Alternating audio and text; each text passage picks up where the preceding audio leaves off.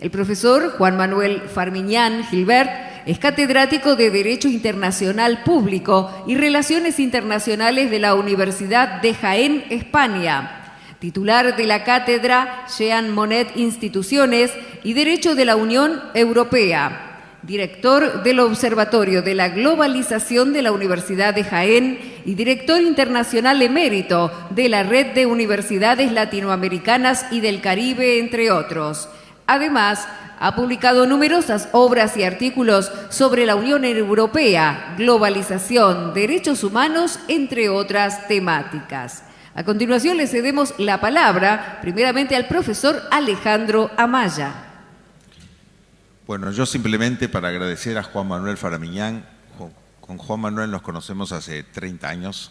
Acabo hace un mes y medio de estar en su casa en Granada. Vive frente a la Alhambra, una casa maravillosa que realmente para mí siempre es una dicha concurrir. Gracias. Gracias. Lo conocí hace 30 años en un proyecto Erasmus. Yo era decano de una facultad de Derecho privada. Juan Manuel trabajaba en Jaén. En ese proyecto Erasmus intercambiamos profesores y a partir de allí nos hicimos entrañables amigos. Una de las mentes más lúcidas, sin ningún tipo de duda, no solamente de España, sino también de Europa, y que además, ni bien lo invité, dijo, ¿cuándo tengo que estar allá? No hay ningún problema, porque además les cuento otra cosa. Juan Manuel es argentino. Hizo toda su carrera, por supuesto, en España. Desde muy joven se fue a España, pero nació aquí y, por supuesto, para él la Argentina tiene obviamente un valor muy especial. Gracias, Juan Manuel, por siempre tu gran predisposición y además por la enorme valía académica que nos representas. Te vamos a escuchar muy atentamente sobre un tema muy caro, no solamente para la humanidad en términos generales. Bueno. A continuación, entonces, habla Juan Manuel Farmiñán Gilbert. Muchas gracias a la presentadora. Concordia. Concordia viene de una palabra que une corazón con corazón. Y justamente es lo que habéis logrado vosotros entre Bolonia y Argentina, Concordia. Ese corazón del que tú hablabas hace un momento, que realmente es lo que nos une y lo que nos da la fuerza necesaria para seguir adelante. Yo quiero agradecer además a Raúl Franco, a Marcelo Iñiguez, que está aquí con nosotros, a todos los amigos de Italia, de Brasil, de Paraguay, de Argentina, que están presentes, y también obviamente a los dos intendentes que hoy acompañaban. ¿Por qué lo digo? Porque cuando se logra unir a la sociedad civil, a los políticos y a la academia, hay futuro. Ahí hay futuro. Y vosotros lo habéis logrado de una manera excelente. También a nuestros amigos de Granada y Jaén que están aquí presentes hoy, que de alguna manera pues vamos trabajando juntos. Pero sobre todo quiero hablar de Luca Mesetti, que realmente junto con Jorge Alejandro Amaya habéis hecho ese tándem necesario para poder hacer cosas que yo diría lo hicimos porque no sabíamos que era imposible, pero lo hicisteis. Y esa es otra de las grandes claves. Y quiero terminar con Jorge Alejandro. Una amistad de hace muchos años que se ha ido fraguando, labrando, y cada vez más profundamente yo le puedo decir hermano del alma, compañero, ambas cosas. Porque realmente es así y es lo que realmente nos ha unido. Y sin más dilaciones, quiero apoyarme en Michele Caianello, que no sé si está aún presente y si no, le mandáis saludos, porque él hablaba justamente, hablando de derechos humanos, del problema de los derechos humanos violados en la guerra de Ucrania. Y por ello, tal como la presentadora anunciaba, quiero hacer un análisis geopolítico de la guerra de Ucrania, pero a través de sus distintos perfiles. ¿De qué perfiles hablo? No puedo empezar a analizar este conflicto muy doloroso que en realidad nos está retrotrayendo al siglo XX. No es un conflicto del siglo XXI, es un conflicto con raíces anticuadas, es un conflicto que realmente no está dando las claves que necesitamos durante este nuevo siglo, en donde el arbitraje, la mediación, la pacificación deberían ser los elementos fundamentales en las relaciones entre los Estados. Y nos hemos retrotraído y hay que analizar por qué está ocurriendo esto, qué es lo que realmente está pasando por la mente de algún tipo de dirigentes que no han entendido la necesidad de la concordia, de la que yo hablaba hace un momento. Y en esta línea quiero empezar con un perfil histórico y voy a terminar como una serpiente que se muerde la cola con un perfil geopolítico, el histórico y el geopolítico. Y luego voy a aderezarlo con algunos elementos que determinan los perfiles de esta guerra, como son el perfil armado, obviamente, dado que se trata de un conflicto bélico, pero también el perfil económico que ha tomado juego en el conflicto de una manera muy decisiva, el perfil mediático, la prensa, de qué manera la prensa está incidiendo en este nuevo fenómeno político-social, el cibernético, el perfil cibernético, no podemos olvidarnos de este perfil cibernético, el perfil jurídico, obviamente, como juristas que somos, además militantes de derecho, que siempre lo hemos sido, el perfil jurídico nos parece fundamental, sobre todo en la defensa de los derechos humanos que están siendo conculcados de una manera miserable en este momento a lo largo de la guerra. Y obviamente el perfil diplomático me parece muy importante. Considero que es una de las claves. Esa vía que yo hablaba de la mediación, del arbitraje, buscar a través de la vía diplomática las soluciones a los conflictos internacionales, tal como nos refleja la Carta de las Naciones Unidas, en donde se reflejaron, se enquistaron, de alguna manera se trascendieron elementos fundamentales y que se han vuelto a repetir en Europa en el Tratado de Lisboa, sobre todo en el artículo 2 del Tratado de Lisboa, que habla de cuáles son los principios sobre los que se debe apoyar la vida política, social, europea, que son la democracia, el Estado de Derecho, la protección de los derechos humanos y sobre todo la protección de las minorías, mujeres, niños, ancianos, que en este momento en Ucrania están siendo violados de una manera inmisericordia sus derechos. Bien, el perfil histórico, porque para entender qué está ocurriendo en este momento habría que preguntar qué significa esta palabra que se ha convertido en una especie de tótem que se repite, Ruski Mir, Ruski Mir. El Ruski Mir, en definitiva, representa de alguna manera lo que se traduciría como el mundo ruso. Y este mundo ruso, o Ruski Mir, unifica no solamente a Rusia, sino también a Ucrania, a Bielorrusia y a Kazajistán. Curioso, porque sobre esto voy a terminar luego. ¿Qué está ocurriendo en esta zona del mundo? ¿Por qué es importante esta zona del mundo? Hay algo de corazón allí, hay algo especial en esta zona, lo diré al final. Y luego aparece un nuevo concepto que es la Novorosía, que es una forma en donde de alguna manera determinadas zonas del sur y del este de Ucrania se comportan para los rusos como la nueva Rusia. Y ahí entra Kharkov como ciudad, Donetsk, Lugansk, que están siendo obviamente en este momento masacradas, Jersón, Nikolaev y Odessa. Y a esto se le une también Transnistria en Moldavia. Surge entonces un concepto de contrafuerte entre el Ruski Mir y la Novorosía para poder entender por qué, cuáles son los argumentos que determinan este fenómeno social. Y hay un dato curioso que sí quiero reflejar en el tema histórico, y es el hecho de que Putin en su despacho no tiene una imagen ni de Stalin ni de Lenin, tiene una imagen de Pedro I el Grande.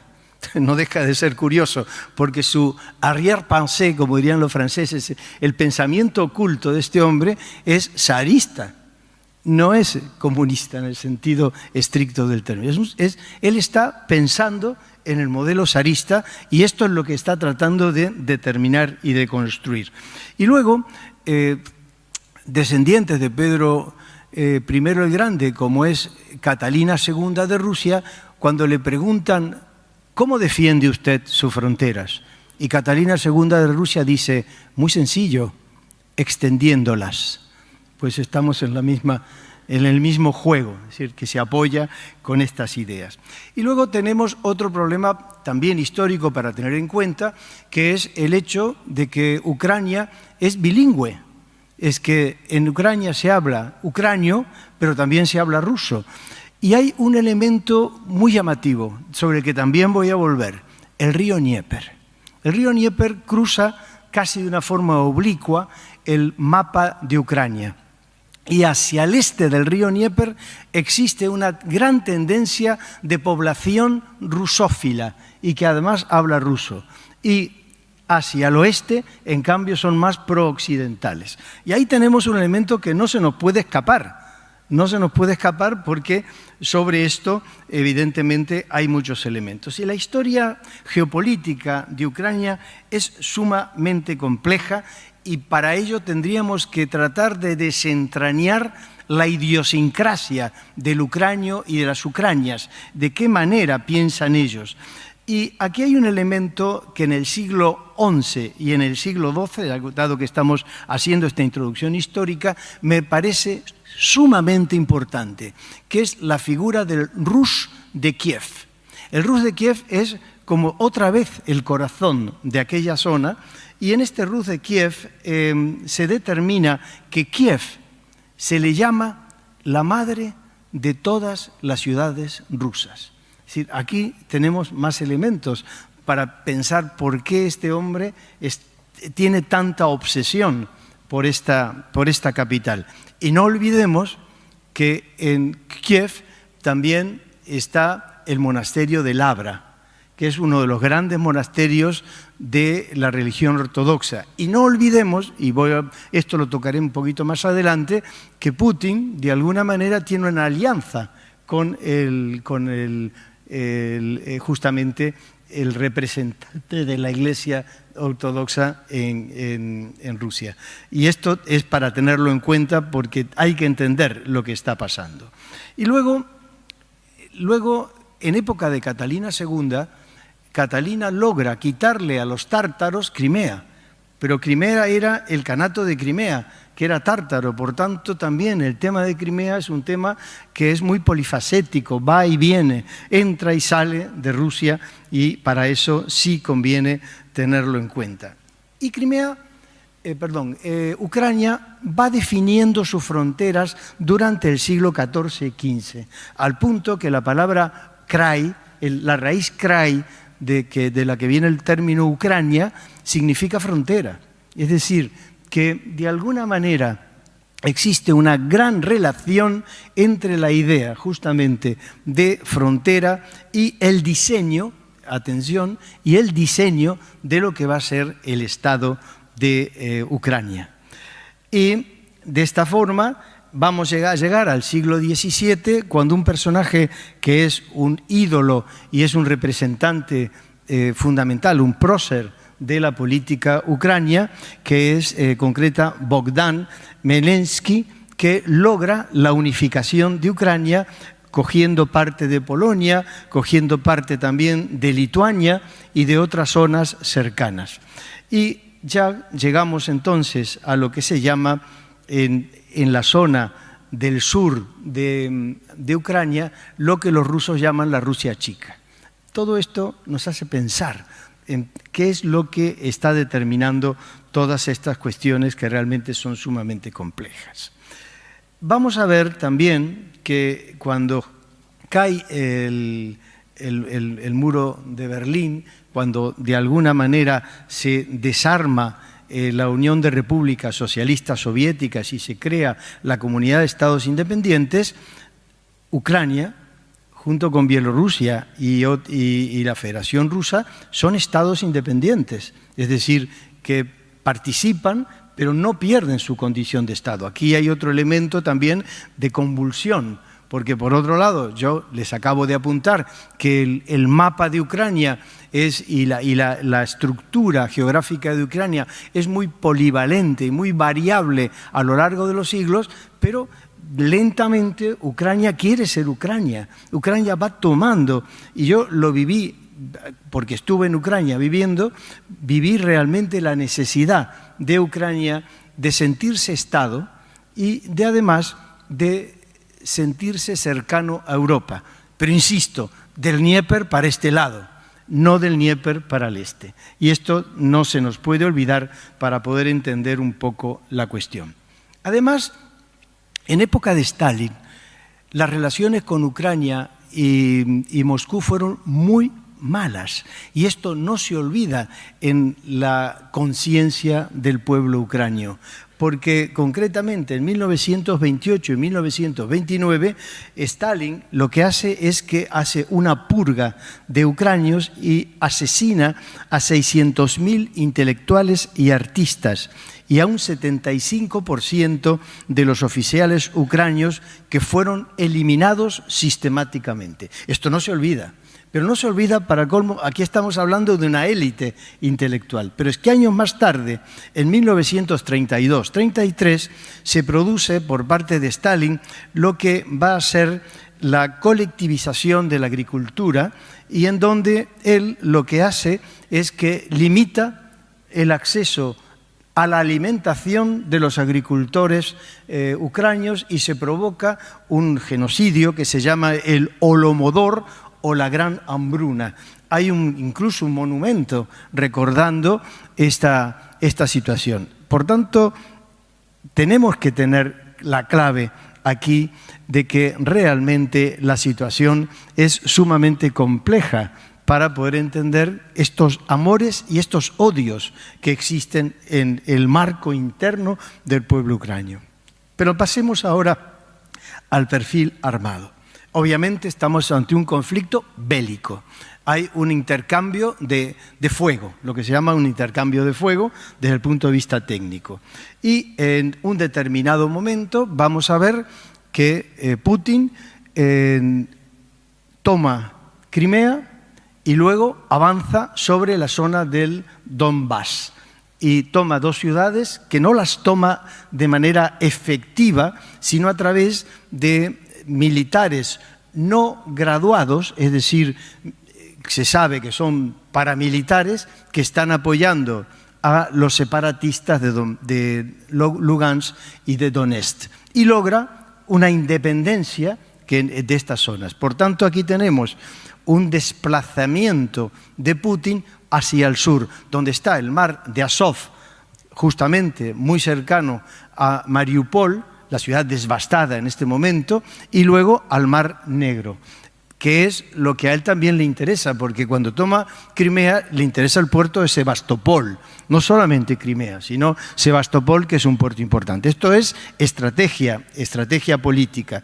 Y ahí nos llegamos al 2014-2015, que es cuando yo estaba viviendo en Ucrania, cuando se firman los acuerdos de Minsk, que en definitiva parecía que podía ser una vía de solución del conflicto sumamente difícil, porque incluso los propios ucranios dijeron: firmamos esto porque no nos queda otro remedio, hay una presión y vamos a firmar estos acuerdos que en definitiva han quedado, como sabemos, en papel absolutamente mojado.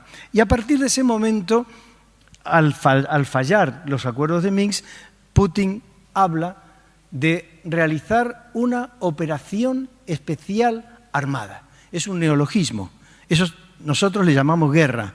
Pues él no utiliza este término para justamente, de alguna manera, parapetarse en una terminología y confundir a su propio pueblo, diciendo que en realidad esto no es una guerra, sino que es una protección de los rusos o los rusófilos que habitan el Donbass. Y es una forma también de ocultar el verdadero sentido de la guerra.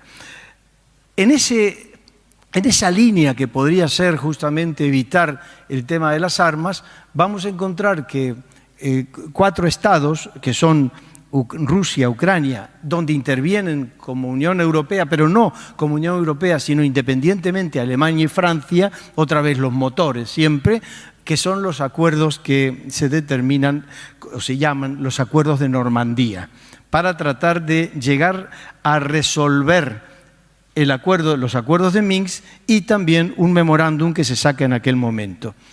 Pero hay un autor que me interesa mucho de la Universidad de Princeton, que es Stephen Kotkin, y que dice algo para tener en cuenta.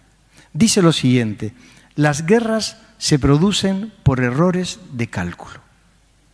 Es decir, ¿cuál es el error de cálculo de Putin? A mi entender, como analista de estos temas. Primero, que Ucrania no es un Estado, está convencido que no es un Estado, que es un Estado ficticio, que es un Estado inventado y que además Crimea no pertenece a Ucrania porque fue un regalo de Khrushchev.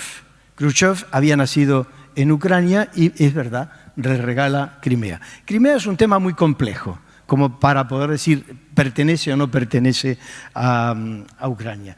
El Donbass no es complejo. Ahí no me cabe la menor duda. Crimea es ya más complejo. Y Stefan, justamente en este sentido, destaca esta idea. Otra cosa que se confunde, él creía, según parece, que cuando llegaran las tropas de esta operación especial armada a Kiev, el pueblo de Kiev, la ciudad de Kiev, se iba a volcar esperando al Salvador, esperando absolutamente. Otro error de cálculo, no fue así. Y luego pensaba él también que Volodymyr Zelensky era tonto, en el sentido de que un actor de cine, un cómico, pues no podía tener la capacidad que está demostrando este individuo, obviamente con apoyo exterior, pero es valiente. Hay que reconocer que hay una cierta valentía en él. Y también tenemos otro error, lo que se llamaba por los alemanes la Blitzkrieg, la guerra relámpago. Él creyó que Kiev lo iba a tomar en unas horas y evidentemente no fue así. Tampoco está logrando tomar las ciudades del sur, es decir, que también tiene problemas. Odessa no ha podido llegar, acaban de hundirle una de las flotas insignias en el Mar Negro, por tanto, el tema de la guerra relámpago no funcionaba. Y siguiendo lo que yo les decía de Kotkin, un último elemento, la disuasión por revelación y la disuasión por castigo. Son dos elementos de carácter técnico bélico muy interesantes. ¿Qué es la disuasión por revelación? Pues lo que ha hecho concretamente Joe Biden, diciendo, el día 16 el ejército ruso va a atacar Kiev o va a entrar en guerra. Claro, los servicios secretos americanos lo sabían, estaba planificado. ¿Qué tuvo que hacer Putin? Pues hacerlo el 26, de retrasar unos días para no quedar mal, porque el gran problema de Putin también es su imagen interna y externa, que no hay que olvidar que este es un elemento sumamente importante en esta línea. Y luego está la disuasión por castigo, que es en definitiva lo que va a aplicar ahora la Unión Europea con respecto a la economía.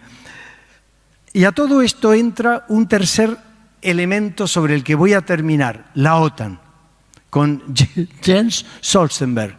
La OTAN que está cubriendo espacios, así como Putin cubre espacios por el sur, la OTAN está cubriendo espacios que son países del antiguo Tratado de Varsovia. Entonces, claro, evidentemente aquí es un poco una provocación por parte de ambos elementos para buscar las causas de esta guerra.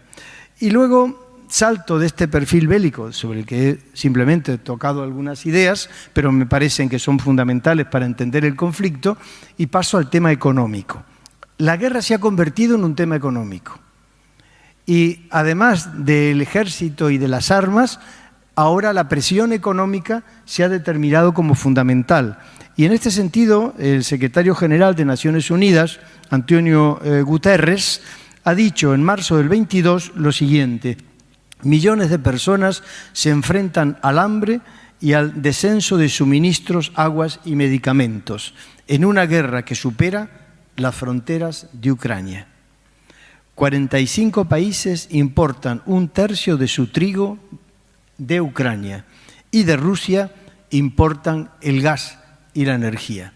Evidentemente, ante un conflicto de esta naturaleza, no solamente sufre Ucrania, sufre también Europa y de alguna manera el mundo, porque estamos en un mundo globalizado. Se ha hablado también por parte de Europa, de la Unión Europea, en el Consejo Europeo de Versalles, que fue muy importante porque es donde se determina la idea de disminuir la dependencia de la Unión Europea del gas de los rusos a través de lo que sabéis que es el Stream 1 y el Stream 2.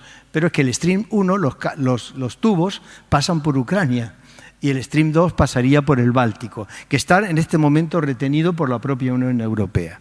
¿La idea cuál es? ¿La idea cuál sería?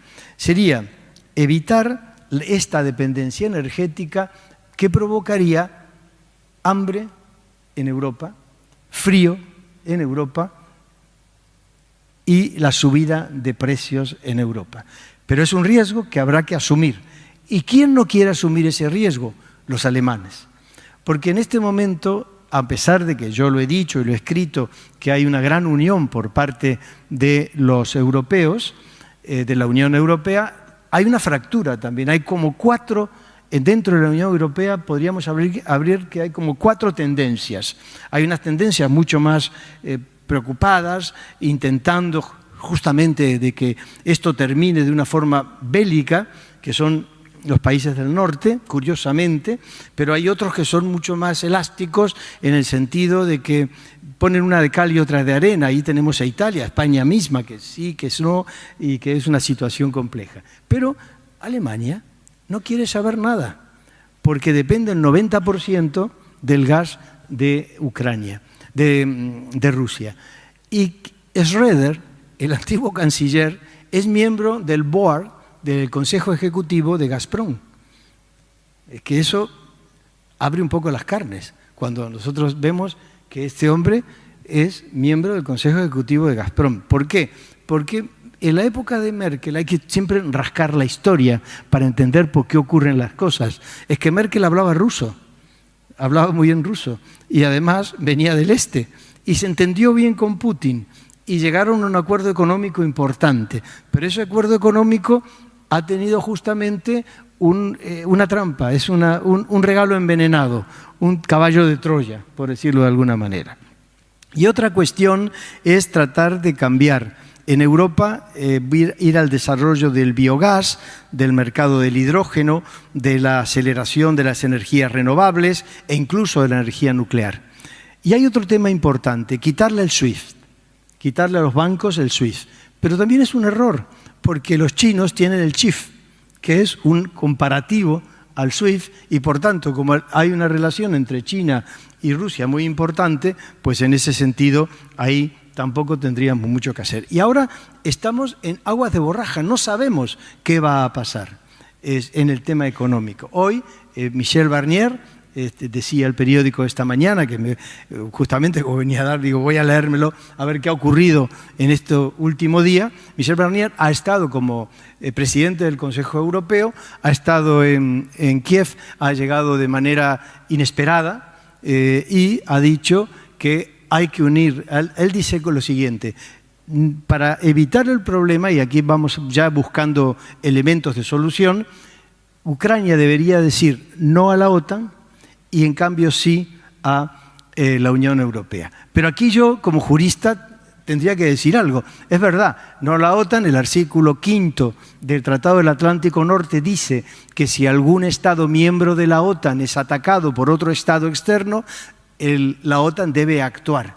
Bien, por eso Ucrania no es miembro de la OTAN. Pero si entra en la Unión Europea, el artículo 42/7 del Tratado de Lisboa dice lo mismo. Dice que si un Estado miembro de la Unión Europea es atacado, el resto, la Unión Europea, deberá defenderlo. Ahí tenemos un galimatías jurídico, pero importante para tenerlo en cuenta también a la hora de buscar soluciones. Otro perfil, otra píldora de este análisis, el perfil mediático. La imagen, para Putin la imagen es importante y la trabaja mucho, sobre todo la trabaja en Rusia y lo ha hecho de una forma muy elaborada. Pero es que además es curioso porque Putin no pertenece, como decía antes, al Partido Comunista. Él ha creado un partido que se llama Rusia Unida. Y este partido, Rusia Unida, es la unión de parlamentarios de un grupo que se llama Unidad, de otro grupo que se llama Patria y de otro grupo que se llama Toda Rusia. Y esto ha confluido en una ideología xenófoba, homófoba, autocrática, nacionalista y, ahora viene la clave, confesional. Hay una relación intensa con Kirill, que es justamente el patriarca de la Iglesia en Moscú.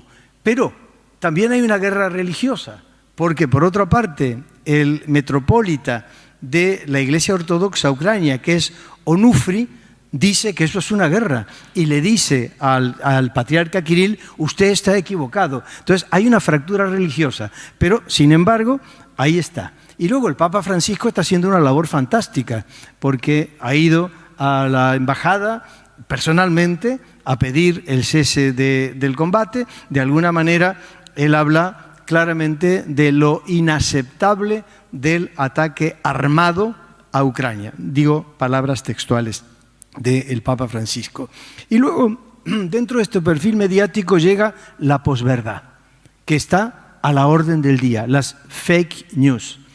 Y esas fake news se están realizando con un tema que en estudios de combate se llama la falsa bandera, la fake flag.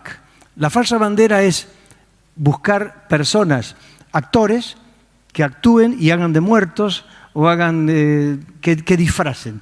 Esto lo tenía planteado y justamente los Estados Unidos lo denunciaron cuando iba a hacer algo parecido en la frontera del este del Donbass.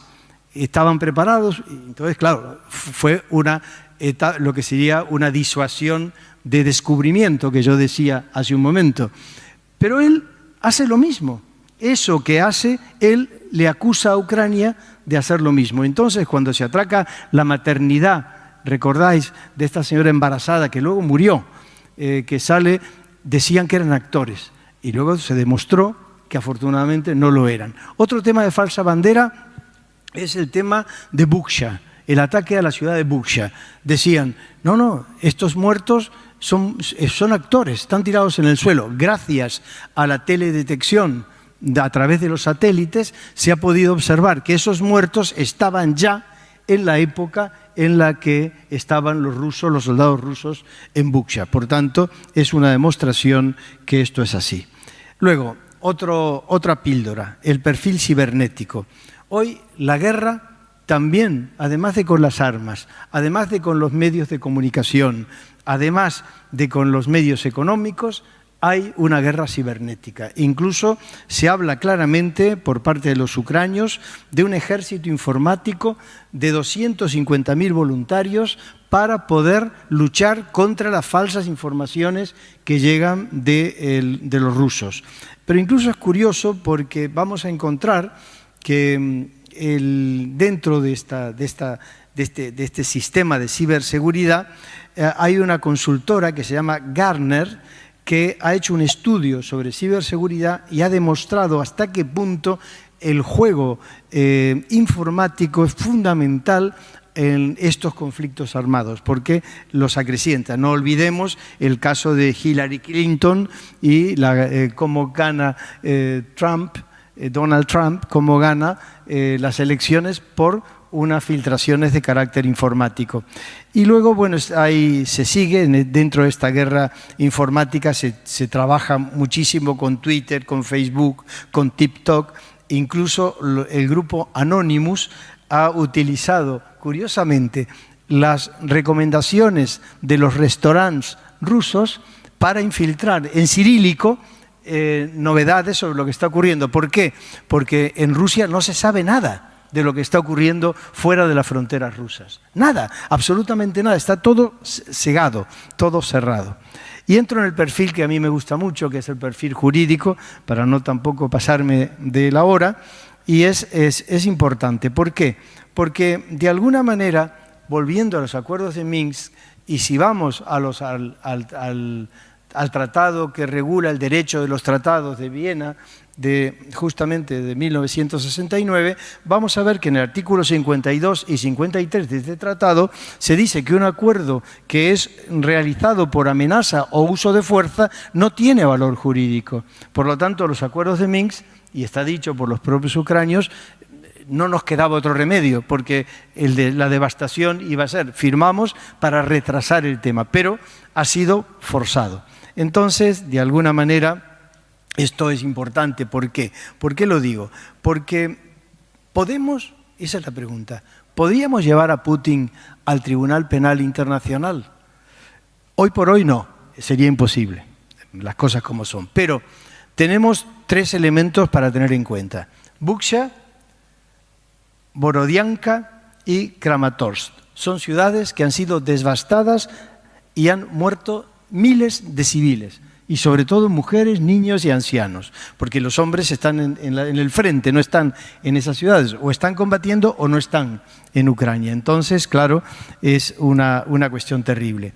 Y esto ha permitido que la Corte Penal Internacional tome cartas en el asunto por una denuncia de los propios ucranios, y Karim Khan, que es el fiscal de la Corte Penal Internacional, ha abierto un estudio que lo va a llevar la Sala de Cuestiones Preliminares, porque claro, es que uno dice, bueno, ¿y por qué no lo juzgan? Es que los juristas somos muy estrictos para ese tipo de cosas. Yo no puedo llevar a Putin y decir, usted es un asesino. Tengo que demostrar que ha cometido, primero, crimen de agresión. Pero claro, ellos no han firmado el Estatuto de Roma, ni Ucrania ni Rusia. Por lo tanto, ahí no puedo atacarlos por el crimen de agresión. Podría, sin embargo, buscar el concepto de crímenes de guerra o crímenes de lesa humanidad, que en estas 3 ciudades que comentaba sí se han cometido. Y ahí los juristas podríamos encontrar una vía interesante. Incluso el anterior fiscal, que era el anterior a Karim Khan, que era Fatou Bensouda, ya estudió la conducta de Putin en Maidán, cuando recordáis que en la Euromaidán, en la que yo te comentaba que participé en esas manifestaciones y que no estuve el día que empezaron los tiros, afortunadamente, porque no me podrías haber invitado, pues murieron 200 personas por unos francotiradores que nunca se supo quiénes eran. Entonces, Bensouda sí está estudiando la posibilidad de analizar como crimen a este tema. Y luego también el tema de Crimea.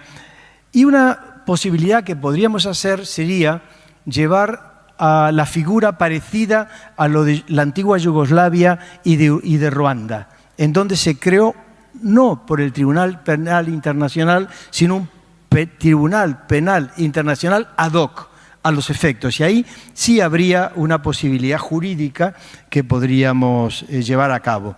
Obviamente, esto se ha hecho, recordáis a Milosevic de Serbia, a Charles Taylor de Liberia o a Omar al-Bashir de Sudán. Es decir, ya se ha podido y se ha juzgado, es decir, que esto funciona. De alguna manera, ahí tenemos una vía que habrá que estudiar y habrá que sacar adelante. Y el perfil diplomático está muy relacionado con la Unión Europea, pero también con China. No nos podemos olvidar de China. Y China tiene lo que se llama neutralidad técnicamente sesgada. Una neutralidad sesgada en donde da una de cal y otra de arena. Por un lado, China dice que está en contra de la invasión armada, pero por otro lado no sigue ayudándola a Ucrania económicamente, y de alguna manera han abierto lo que se llama la nueva ruta de la seda, que es muy importante para los rusos, para los chinos también, para llegar a Europa. Y esto es un dato interesante. Y luego las reuniones que se han realizado tanto en el norte, en el sur de Bielorrusia, norte de Ucrania, cerca de Chernóbil, no han dado resultados y las que se han realizado en Turquía pudieran dar resultados. Esta mañana, justamente, el periódico hablaba de la posibilidad de llegar a un acuerdo de 19 puntos, un acuerdo de paz, porque obviamente Putin se está dando cuenta que no, el plan que él tenía no ha salido como él pensaba. Y entonces, entre Lavrov, que es el ministro de Exteriores de Rusia, y Kuleva, que es el ucranio, están tratando de ver. Y estos puntos, de estos 19 puntos, ¿cuáles serían los más importantes en los que Ucrania no está muy convencida? El primero sería, bueno, que Ucrania diga públicamente que no va a entrar en la OTAN. El segundo, desmilitarizar Ucrania, convertir a Ucrania como Finlandia, en una zona neutral. Que sí, que no. No hay mucha voluntad por parte de Zelensky tampoco.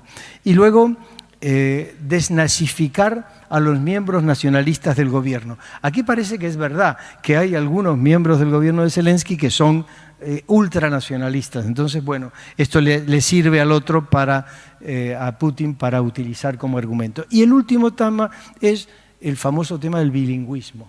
Es no perjudicar o no discriminar a la lengua rusa. Y voy terminando con el más conflictivo, el perfil nuclear. ¿Es posible que un Putin acorralado decida? Yo he pensado, por ejemplo, en la ciudad de Mariupol, que ya no queda nada, más que quedan unos 150 reservistas ahí que están luchando. Dicen que van a luchar hasta la muerte.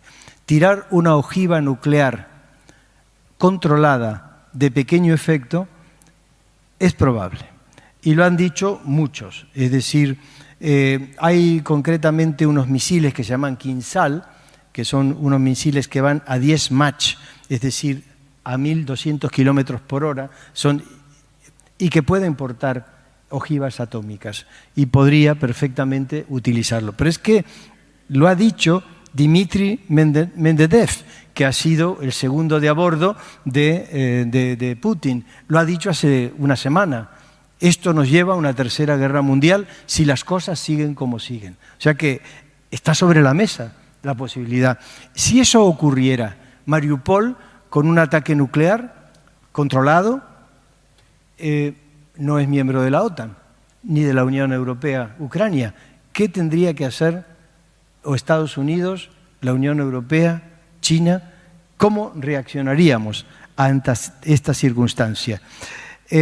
Hay un profesor que es muy interesante, que dice, es de la Universidad de George Washington, que es Sharon, una mujer, Squanon, dice: cuando lo impensable se vuelve pensable, es una crisis. Cuando lo impensable sucede, es una catástrofe.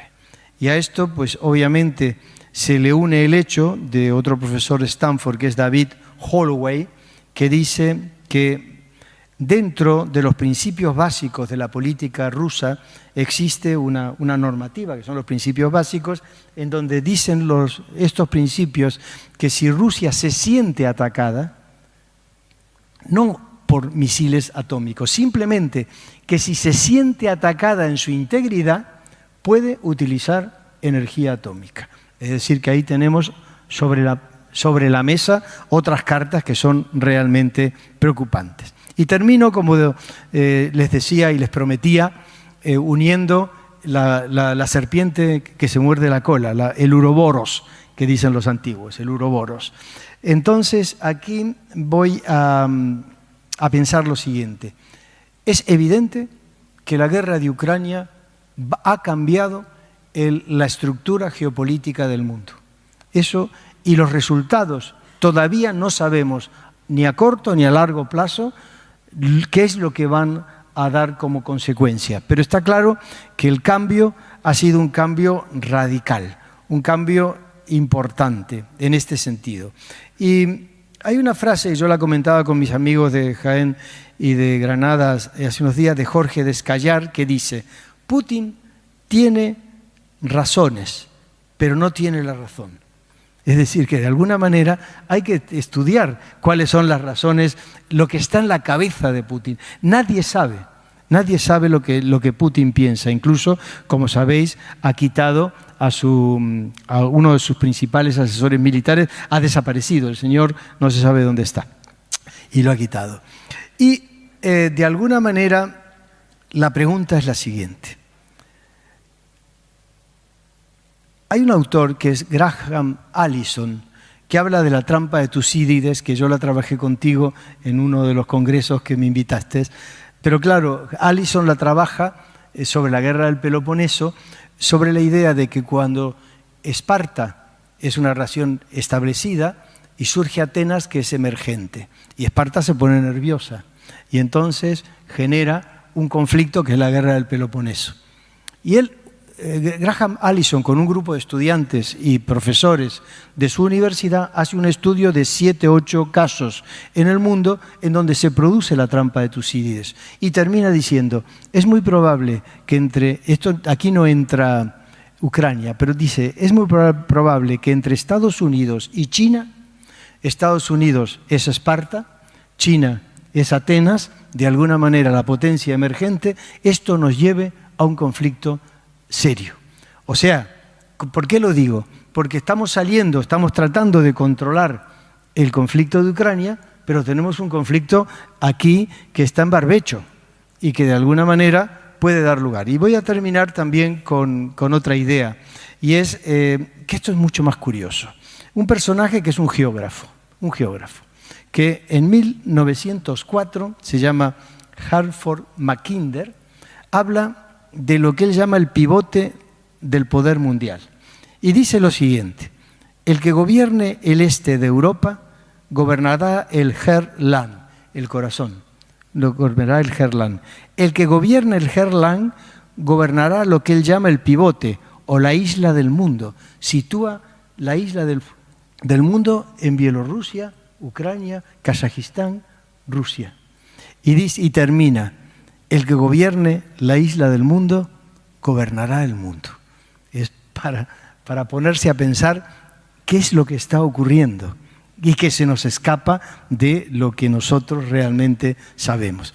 Y bien, no sé si os he contado, al menos básicamente, las claves, que no las sabemos todas, de este conflicto, pero quería terminar con algo que propusimos anoche mientras bebíamos unos caldos riquísimos, unos vinos fantásticos, donde decíamos que estos vinos tienen un sabor aterciopilado y amable.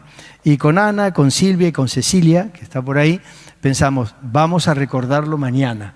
Y vamos a recordar que este congreso que habéis organizado tiene mucho de aterciopilado y amable. Y con eso quiero terminar mis palabras de hoy en un profundo agradecimiento por estar junto a vosotros.